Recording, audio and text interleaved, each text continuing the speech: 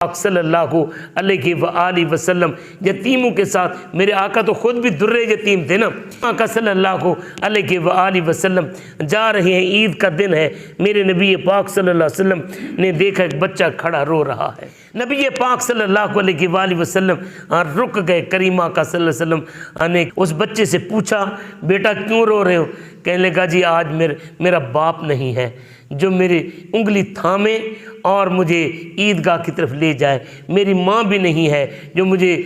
تیار کرے، مجھے کپڑے پہنائے، میری زلفیں سنوارے اور مجھے پیار کرے، کھانا پکا کر عید کے لیے دے، اور میرا کوئی بھائی بڑا بھی نہیں ہے کہ جو میرے سر پر دست شفقت رکھ سکے۔ تو میرے نبی کریم صلی اللہ علیہ وسلم کی رحمت والی آنکھوں سے آنسو جاری ہو گئے، اور جو سبق دیا بڑا کمال کا ہے۔ میرے پاک نبی صلی اللہ علیہ وسلم نے ارشاد فرمایا، او بیٹا کیا تو پسند کرتا ہے محمد تیرے بابا ہوں، عائشہ تیری ماں ہو اور فاطمہ تیری بہن ہو؟ یہ ہمارے لیے حضور صلی اللہ علیہ وسلم کی سیرت مبارکہ ہے۔ اگر ہم ان چیزوں کو سامنے رکھ لیں تو ہمارے لیے زندگی آسان ہو جائے، معاشرے کے اندر امن بھی قائم ہو جائے اور ظلم و زیادتی بھی ختم ہو جائے۔